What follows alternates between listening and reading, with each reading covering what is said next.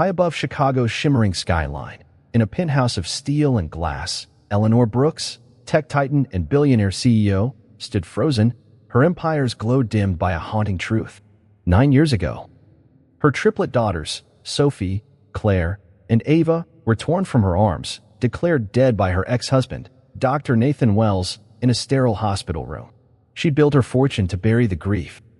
But a fleeting glimpse of Nathan at a gala, his eyes betraying guilt, cracked her armored world. Whispers of his shadowy adoption agency reached her, each clue a dagger to her heart. Her daughters weren't gone. They were stolen, hidden in plain sight, raised to believe they were orphans. Now, Eleanor's wealth will ignite a relentless hunt. No boardroom battle could prepare her for this war, to expose Nathan's monstrous lies, dismantle his empire of deceit, and reclaim her children from a man who'd made them love their captor. The city below pulsed, unaware that a mother's love, sharper than any blade, was about to carve through a decade of betrayal, threatening to topple everything in its path. The 52nd floor boardroom of Brooks Tech glittered under Chicago's morning sun, its glass walls framing a city that bowed to Eleanor Brooks' command. At 38, she was a tech visionary, her steely blue eyes dissecting data projections with surgical precision. Her company, a $4 billion juggernaut, revolutionized cybersecurity, shielding corporations from digital threats. Yet, beneath her tailored navy suit, a wound festered, one no merger could heal. 9 years ago, her triplet daughters, Sophie, Claire, and Ava, were born. Their cries briefly filling a hospital room before silence swallowed them. Dr. Nathan Wells, her husband of 2 years, delivered the devastating news. Complications had claimed their lives. The memory of his cold, clinical voice still haunted her. Eleanor's rise from that loss was meteoric but hollow. She'd transformed Brooks Tech from a modest startup into an industry titan. Her days consumed by contracts and code, her nights haunted by dreams of tiny hands she'd never held. Her assistant, Megan Carter, watched with quiet concern as Eleanor declined every invitation to children's charity events, her jaw tightening at the mention of families. Board members whispered about her ruthlessness, unaware of the grief fueling it. A photograph of a colleague's newborn, carelessly left on her desk, once sent her retreating to her office, hands trembling as she gripped the mahogany edge. Her penthouse, a sterile monument of white marble and chrome, reflected her isolation. No personal photos adorned its walls, no trace of the woman who'd once laughed freely. Eleanor had buried that version of herself with her daughters, or so she thought. Her only confidant, Megan, noticed the subtle cracks. The way Eleanor's fingers lingered over pediatric research proposals, her voice softening when discussing child welfare initiatives. Yet, she deflected personal questions with a CEO's polished authority, redirecting conversations to profit margins. 9 years of discipline had forged Eleanor into a fortress. Her emotions locked behind a facade of success. She divorced Nathan 6 months after the tragedy, his insistence that she move on deepening her distrust. He'd faded into obscurity. Or so she believed, while she built an empire to outrun her pain. Her employees revered her, her competitors feared her, but no one saw the mother who still woke at 3 a.m. Haunted by the echo of infant cries, Eleanor's world was predictable: meetings, mergers, and meticulous control, until a single moment threatened to unravel it. As she reviewed a quarterly report, Megan hesitated before sliding an invitation across her desk: the Chicago Children's Gala, a glittering fundraiser. Eleanor's instinct was to decline, but one name on the card stopped her cold: the Wells Foundation for Orphaned Children. Nathan's name, tied to a cause he'd never championed during their marriage, ignited a spark of suspicion. Why would a man who dismissed her grief now dedicate his life to children? The question gnawed at her, a dangerous whisper that her daughter's deaths might not be the truth she'd accepted. Eleanor straightened, her CEO's resolve hardening. She'd built an empire on uncovering hidden threats. Now, she'd turn that power inward, chasing a truth that could either destroy her or bring her daughters back. The Chicago Children's Gala shimmered with opulence, crystal chandeliers casting prisms over black tie elites. Eleanor Brooks entered in a midnight blue gown, her presence commanding silence from the crowd. She was no stranger to such events, yet tonight, her pulse raced with unease. The invitation bearing Nathan Wells' name had stirred memories she'd buried for nearly a decade. 9 years ago, in Northwestern Memorial Hospital, she'd endured 20 hours of labor, her body trembling with hope as her daughter's first cries pierced the air. Nathan, in his pristine white coat, had stood beside her, his face unreadable. Complications, he'd said hours later, his voice devoid of warmth. They didn't survive. The words had shattered her, leaving only fragments of a mother's dreams. Eleanor had clung to those fragments, questioning Nathan's vague explanations, but his medical authority overwhelmed her grief. He'd sedated her, citing her fragility, and barred her from seeing the bodies, claiming it would deepen her trauma. Within weeks, he'd labeled her suspicions as postpartum psychosis, urging her to forget the details. By the time their marriage collapsed, Eleanor was a shell, her trust in love and truth broken. She'd rebuild herself through work, but the pain lingered, a silent scream beneath her success. Tonight, as she navigated the gala's polished crowd, Eleanor's eyes locked onto Nathan across the room. He stood near a display for his Wells Foundation, his silver-streaked hair and tailored tuxedo masking the man she'd once loved. Their gazes met, and for a heartbeat, guilt flickered in his eyes before he forced a smile. Eleanor's stomach churned. Why was he here, championing orphans when he'd dismissed her loss so coldly? She approached, her CEO's poise masking her trembling hands. "Nathan," she said, her voice sharp but controlled, "your foundation is unexpected." He stiffened, his fingers twitching against his champagne flute. "Eleanor, a surprise. I found purpose in helping children." His words were smooth, but his avoidance of her gaze betrayed him. A woman beside him, introduced as a foundation board member, prattled about their life-changing work, but Nathan's nervous energy was palpable. Eleanor pressed further, her questions about the foundation's operations met with evasive answers. "We prioritize privacy for the children," he said, signaling a waiter to escape. "Some pasts are best left buried." The phrase hit Eleanor like a physical blow. Buried, the same word he'd used to dismiss her daughter's deaths. Her mind raced, replaying his hospital room detachment, the lack of death certificates, the hurried divorce. As Nathan fled into the crowd, nearly spilling his drink, Eleanor remained rooted, her heart pounding. The gala's chatter faded, replaced by a mother's intuition she'd silenced for years. Nathan wasn't just hiding his past, he was hiding her daughter's. The realization ignited a fire within her, sharper than any boardroom victory. She'd trusted him once, losing everything.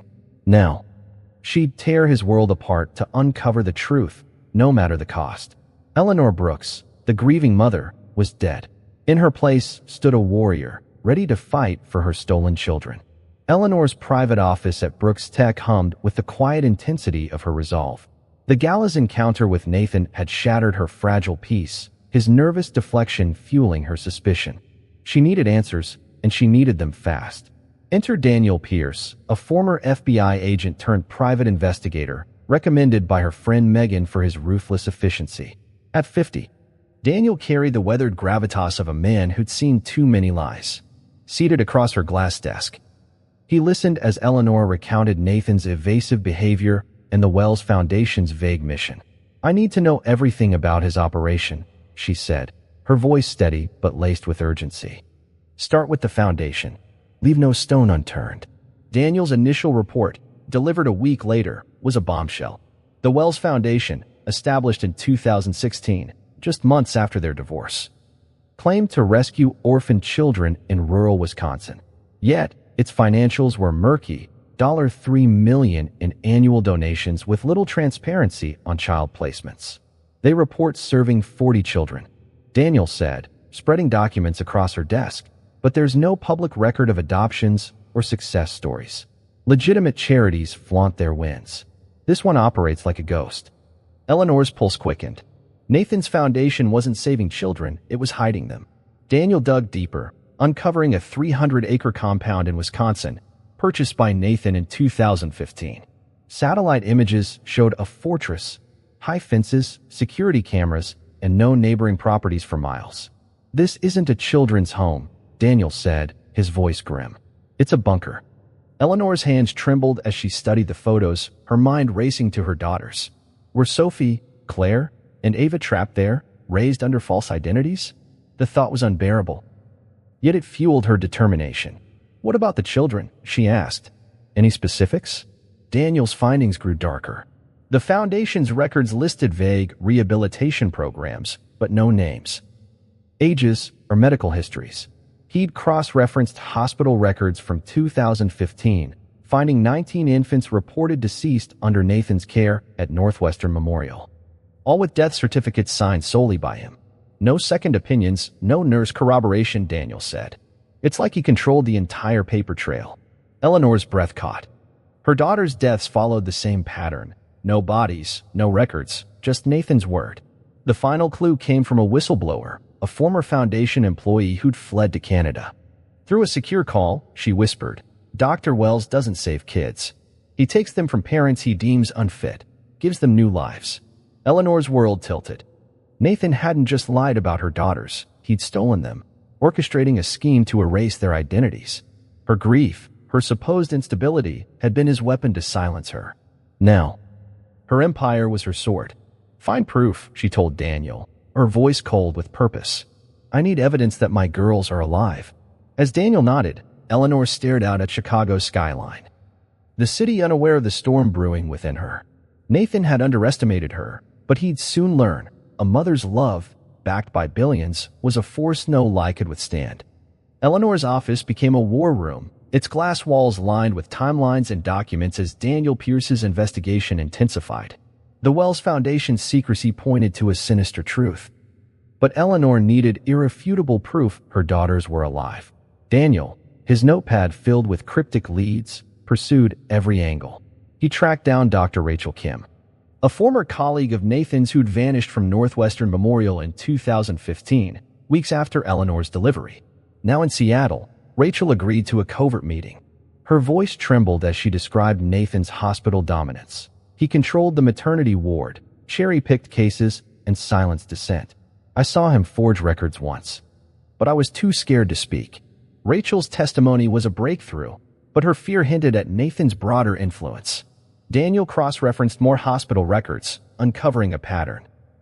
22 families lost newborns under Nathan's care between 2014 and 2017, all with identical, uncorroborated death reports. He targeted vulnerable parents, Daniel said, his voice heavy. Grieving mothers, single fathers, people too broken to question him. Eleanor's chest tightened, her own pain mirrored in those families. She'd been one of them, sedated and dismissed. Her instincts branded as madness. The Wisconsin compound remained the key. Daniel hired a surveillance team, using drones to capture footage of the fortified estate. The images were chilling. Children, aged 6 to 12, moved in rigid routines, always under armed supervision. Among them, 3 girls, roughly 9 years old, caught Eleanor's eye. Their light brown hair and delicate features mirrored her own childhood photos. One girl's wrist bore a faint, heart-shaped birthmark identical to Claire's, noted in Eleanor's ultrasound records. "It's them," Eleanor whispered, her voice breaking. "Sophie, Claire, Ava." Daniel's team traced the Foundation's funding, revealing anonymous donors funneling millions through offshore accounts. "This isn't charity," Daniel said. "It's a business." Nathan's selling children to wealthy families abroad, erasing their origins. The revelation turned Eleanor's grief to rage. Her daughters weren't just stolen. They were commodities in Nathan's twisted market. Daniel contacted 2 families who'd lost infants under Nathan's care, but both refused to speak, citing fear of consequences. One mother, her voice shaking, said, "He warned us. Questions lead to trouble." Eleanor's resolve hardened. She authorized Daniel to infiltrate the Foundation's digital records, a risky move that could expose them legally. Late at night, he hacked into their servers, downloading encrypted files. The data was damning. Coded names, false identities, and transfer records for children, including 3 girls listed as relocated in 2016. The files didn't name Sophie, Claire, or Ava, but the dates aligned with Eleanor's loss. "We're close," Daniel said, his eyes grim. "But Nathan's careful. We need physical evidence, DNA, medical files." As Eleanor stared at the drone footage, her daughters' faces burned into her mind. She'd built Brooks Tech to protect systems from threats, but this was personal. Nathan had stolen her children, manipulated her grief, and profited from her pain. Now, she'd use every resource, her wealth, her network, her unyielding will to bring him down. Chicago's skyline loomed outside. A silent witness to the mother about to wage war against a monster she'd once loved. Eleanor's penthouse office buzzed with tension as she reviewed Daniel's latest findings. The Wisconsin compound's secrets unraveling. But a new threat emerged from within her empire. Lauren Hayes, Brooks Tech's CFO and Eleanor's trusted ally for 7 years, had been acting strangely, missed meetings, vague financial reports. Eleanor, consumed by her hunt for her daughters, initially dismissed it. But when Daniel flagged irregularities in Brooks Tech's accounts, her instincts screamed betrayal. "Someone's siphoning funds," he said, sliding a ledger across her desk. "Millions. Funneled through shell companies tied to the Wells Foundation." The name at the bottom of the transactions was Lauren's. Eleanor's world tilted. Lauren, who'd stood by her through hostile takeovers and market crashes, was funding Nathan's crimes. Summoning Lauren to her office, Eleanor's voice was ice. "Explain this." Lauren, polished in a gray suit, faltered, her eyes darting to the ledger. "It's a misunderstanding," she stammered. "I was investing in charitable causes." But Eleanor's CEO instincts, honed by years of spotting lies, saw through her. "You're bankrolling a kidnapper," she said, her voice low with fury. "My daughter's kidnapper." Lauren's composure cracked. She admitted diverting $10 million to Nathan's foundation, claiming he'd promised her a cut of placement fees. "He said it was legal adoption work," Lauren pleaded. "I didn't know about your girls." Eleanor's hands clenched, her nails digging into her palms. Lauren's betrayal wasn't just personal. It threatened Brooks Tech's stability. Shareholders were already questioning recent stock dips, and this scandal could ruin her company. Worse, Nathan now had funds to cover his tracks, potentially moving her daughters beyond reach. Daniel's team traced Lauren's communications, uncovering emails where Nathan instructed her to keep Eleanor distracted. The realization hit like a blade. Nathan had planted Lauren to undermine her, knowing she'd eventually suspect him. Eleanor fired Lauren on the spot, her voice trembling with restrained rage. "You're done, and if I find you helped him hide my children, I'll bury you." Lauren left in tears, but the damage was done. Brooks Tech faced a PR nightmare, and Eleanor's resources were stretched thin. She called an emergency board meeting, her authority unwavering despite the chaos. "We've uncovered internal fraud," she announced, her blue eyes blazing. "I'm addressing it, but I need your trust to stabilize the company." The board, intimidated by her resolve, agreed to a temporary financial lockdown. Eleanor tasked Megan with auditing all accounts, ensuring no further leaks. Daniel, meanwhile, warned that Nathan might retaliate, using Lauren's exposure to deflect scrutiny. "He's cornered," Daniel said. "That makes him dangerous." Late that night, Eleanor stood by her penthouse window, Chicago's lights blurring through her tears. Lauren's betrayal cut deeper than Nathan's lies, shaking her faith in those closest to her. Yet, it fueled her fire. Sophie, Claire, and Ava were out there, and no traitor would stop her. She'd rebuild her company and her family, brick by brick. As she dialed Daniel to accelerate the investigation, Eleanor's resolve crystallized. Nathan had underestimated her, but so had Lauren. Now, both would face the consequences of crossing a mother whose love was fiercer than any empire. The Chicago Tech Summit pulsed with innovation, its grand ballroom packed with industry titans and media. Eleanor Brooks, in a tailored black dress, entered with the poise of a general, her heart pounding with purpose.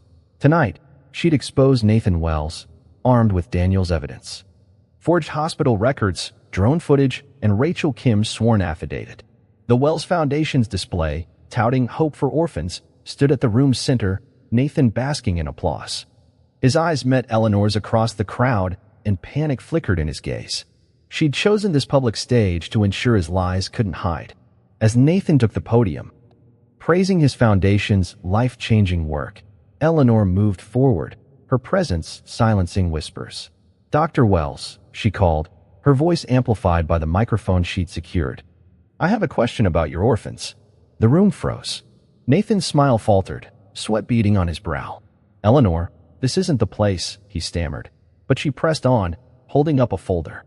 "These documents prove your foundation kidnaps children, including my daughters, Sophie, Claire, and Ava, whom you claimed died in 2015.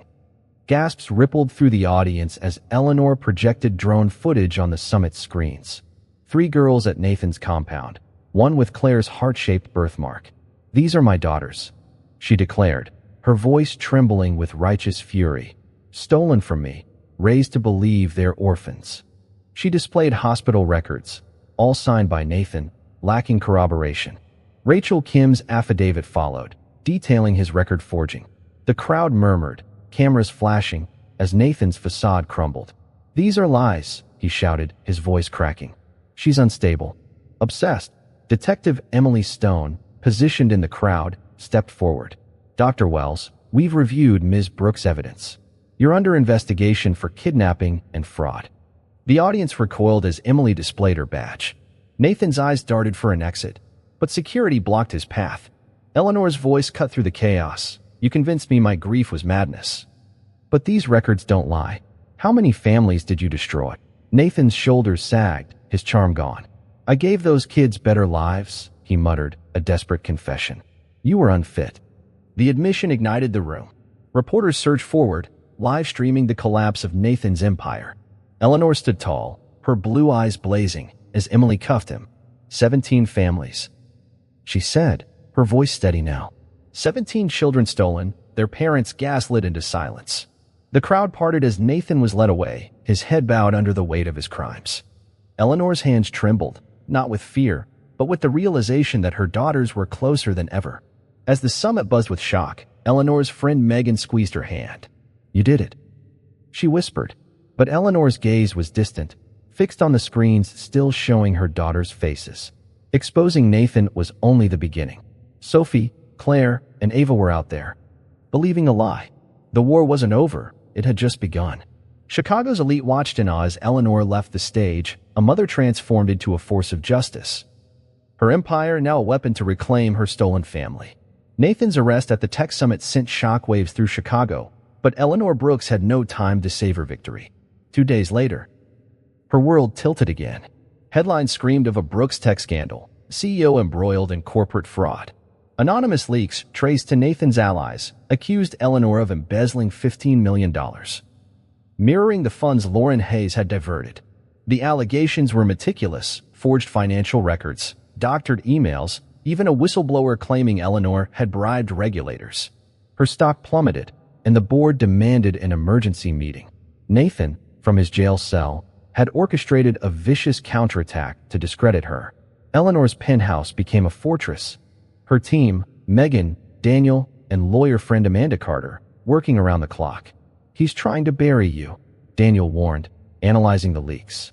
"If you're indicted, it weakens your case against him." The SEC launched an investigation, freezing Brooks Tech's accounts. Reporters camped outside her building, her face splashed across news feeds as a fallen titan. Eleanor's resolve wavered, the weight of public scrutiny cracking her CEO's armor. Had she pushed Nathan too far, risking her daughter's safety? Daniel uncovered the source, a hacker linked to Nathan's foundation, paid to plant the evidence. "He's using your exposure of Lauren to frame you," Daniel said. "He wants you distracted, disgraced." Amanda, poring over legal briefs, confirmed the fraud case was flimsy but dangerous. "If we don't clear your name fast, you could face charges," she said. Eleanor's hands shook, not from fear of prison, but from the thought of losing her daughters again. Nathan's reach, even behind bars, was chilling. She fought back, tasking Daniel with tracing the hacker's payments to Nathan's offshore accounts. Meanwhile, Megan rallied Brooks Tech's PR team, crafting a counter-narrative. Eleanor was the victim of a smear campaign by a criminal desperate to silence her. At a press conference, Eleanor faced the cameras, her voice steady despite the chaos. "These accusations are lies, orchestrated by Dr. Nathan Wells to discredit my fight for my daughters and other stolen children." Her raw honesty shifted public sentiment, but the SEC probe loomed. Daniel's breakthrough came at midnight, a recorded call between Nathan and the hacker, detailing the frame-up. Amanda used it to petition the SEC, proving Eleanor's innocence. By dawn, the fraud case collapsed, and Brooks Tech's stock rebounded. But Nathan's gambit had cost Eleanor dearly. Her reputation was bruised, and weeks of legal battles delayed her pursuit of Sophie, Claire, and Ava. She stood by her office window, Chicago's skyline a reminder of her resilience. Nathan had tried to break her, but he'd only sharpened her focus. As Detective Emily Stone updated her on Nathan's pending charges, Eleanor's thoughts were with her daughters. The counterattack had tested her, exposing vulnerabilities she'd ignored. Yet, it clarified her mission, not just to save her girls, but to dismantle Nathan's network entirely. "He thinks he can outmaneuver me," she told Megan, her blue eyes fierce. "But I've survived worse than his lies." With her name cleared, Eleanor prepared for the hardest battle yet, reuniting with daughters who didn't know her, in a world Nathan had poisoned against her. With Nathan Wells behind bars, Eleanor Brooks faced a new battlefield, the legal and emotional fight to reclaim her daughters. The Chicago courthouse buzzed as Nathan's trial began, his kidnapping and fraud charges exposing a network that had torn apart 17 families. Eleanor, flanked by Amanda Carter, presented Daniel's evidence, drone footage, forged records. Rachel Kim's testimony, ensuring Nathan's conviction. He was sentenced to life without parole, his foundation dissolved. Yet, victory felt hollow. Sophie, Claire, and Ava, now in protective custody, believed they were orphans, raised on Nathan's lies. Eleanor's heart ached to hold them, but the law demanded caution. Dr. Susan Hayes, a child psychologist, prepared Eleanor for the reunion. "They've been indoctrinated," Susan warned. "They may resist you, even fear you." Eleanor nodded, her CEO's poise masking her terror. She'd faced hostile takeovers, but nothing like meeting daughters who didn't know her. Child Services located the girls in a Wisconsin foster home, their identities confirmed by DNA tests Daniel had expedited. The heart-shaped birthmark on Claire's wrist, captured in Eleanor's ultrasounds, sealed the truth. Yet, the girls' files described them as loyal to Nathan, calling him savior. Eleanor's grief resurfaced, sharper now, laced with rage at Nathan's manipulation. The first meeting was set in a sterile visitation room, its beige walls amplifying Eleanor's anxiety. She brought ultrasound photos and a locket she'd worn since their birth, engraved with their initials. Susan coached her, "Be patient. They need to trust you." As the door opened, Eleanor's breath caught. 3 9-year-old girls entered, their brown hair and wary eyes mirroring her own. Sophie, the tallest, stood protectively in front. Claire clutched a book. Ava's gaze darted nervously. They were her daughters, yet strangers, their childhood stolen by Nathan's lies. "Hi," Eleanor said softly, her voice trembling. "I'm Eleanor. I've been looking for you." Sophie frowned. "Dr. Wells said our mom gave us up." The words cut, but Eleanor knelt, showing the locket. "I never gave you up. I thought you were gone, but I never stopped loving you."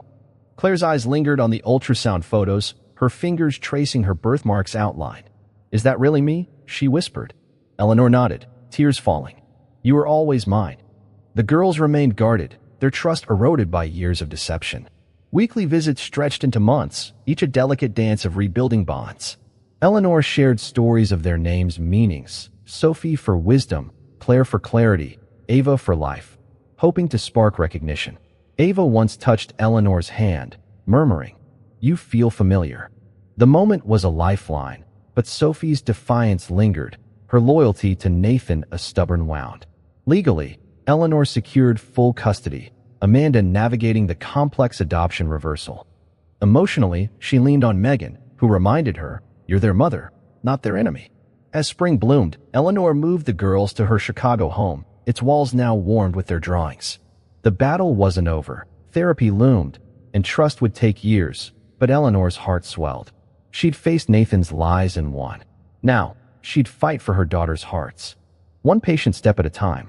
Eleanor Brooks' Chicago home, once a stark monument to her solitude, now echoed with the tentative sounds of family. Sophie, Claire, and Ava, legally hers again, moved in under the watchful guidance of Dr. Susan Hayes.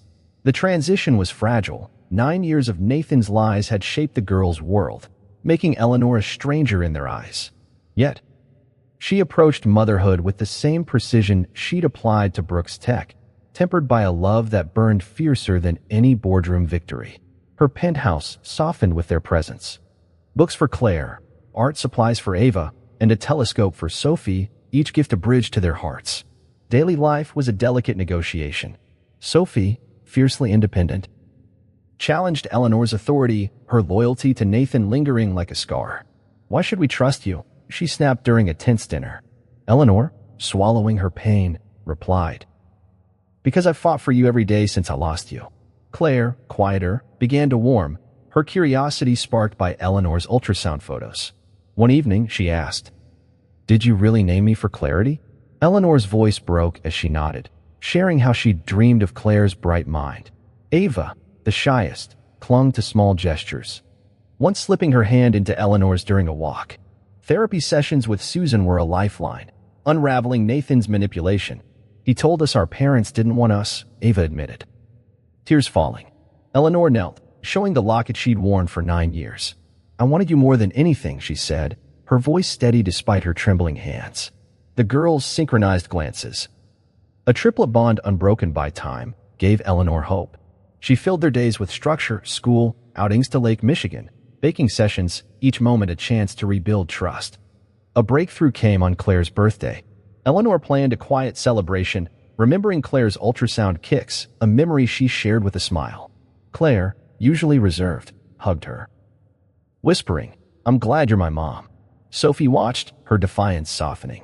Later, she joined Eleanor stargazing, pointing to a constellation. "Is that why you got me the telescope?" she asked. Eleanor nodded, her heart swelling. "I knew you'd love the stars." Ava's drawing of their family, pinned to the fridge, sealed the night, a tentative step toward healing. Challenges persisted.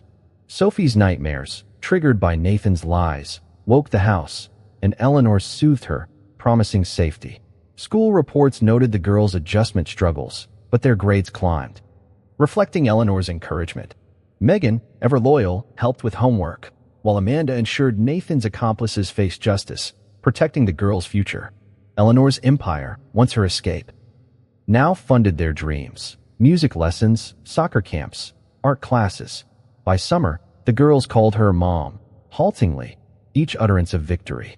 One evening, Ava curled against Eleanor, murmuring, "I feel like I've always known you."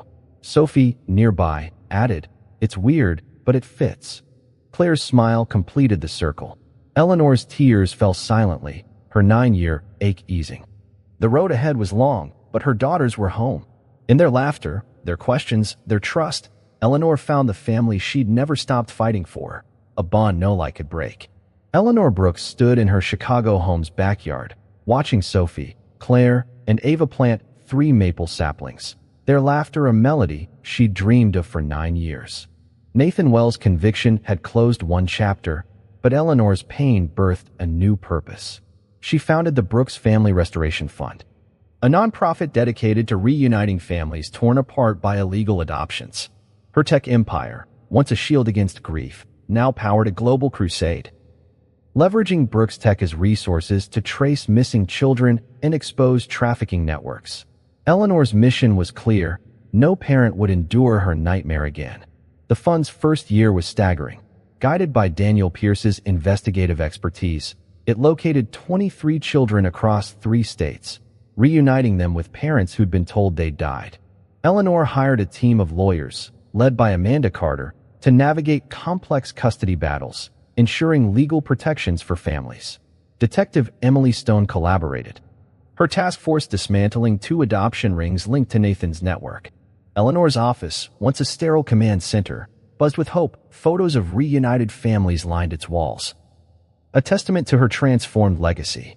Her daughters became her inspiration. Sophie, now embracing her role as big sister, suggested a fun website to share success stories, her tech-savvy mind mirroring Eleanor's.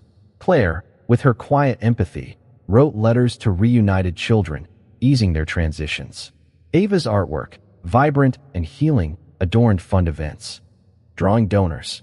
Eleanor marveled at their resilience, their triplet bond a beacon for her work. "You're saving families like ours," Claire said at a fundraiser, her voice steady.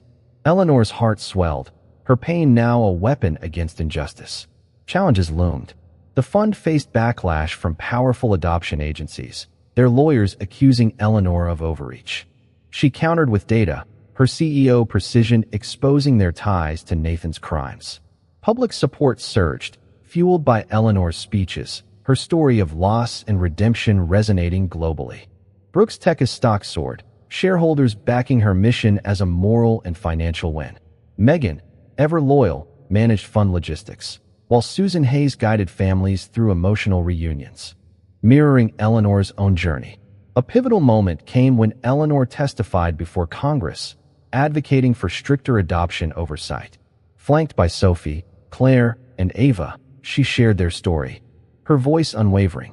"My daughters were stolen, but we're proof that love can rebuild what lies destroy." The girls, now calling her mom, with ease squeezed her hands, their presence amplifying her plea. The hearing led to federal reforms, cementing the fund's impact. By year's end, 47 families were whole again, each reunion a victory over Nathan's legacy. Eleanor's home, once silent, brimmed with life, dinner debates, homework sessions, and stargazing nights. The maple saplings grew, visible from her kitchen, symbols of roots reclaimed. Her daughter's laughter, once a distant dream, grounded her mission. "We're proud of you, Mom," Sophie said, her defiance now fierce loyalty. Eleanor's tears fell, not from grief, but from purpose. Her pain had forged a movement, ensuring no child would be stolen, no parent silenced, as long as she fought. Eleanor Brooks' journey teaches a profound truth. Love, though buried by deception, can triumph through relentless courage. Her 9-year odyssey, from a grieving mother to a crusader for stolen children, reveals that a mother's bond transcends lies, time, and even the cruelest betrayals. Nathan Wells' empire of deceit crumbled because Eleanor refused to accept his narrative, turning her pain into power. Her story underscores that truth, however painful, is a beacon worth pursuing.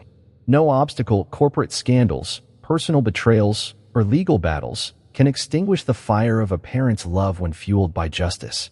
Eleanor's transformation, from a CEO hiding her grief to a global advocate, proves that adversity can forge purpose, turning personal loss into collective healing. This lesson extends beyond her. Every family reunited by the Brooks Family Restoration Fund reflects the resilience of love against evil.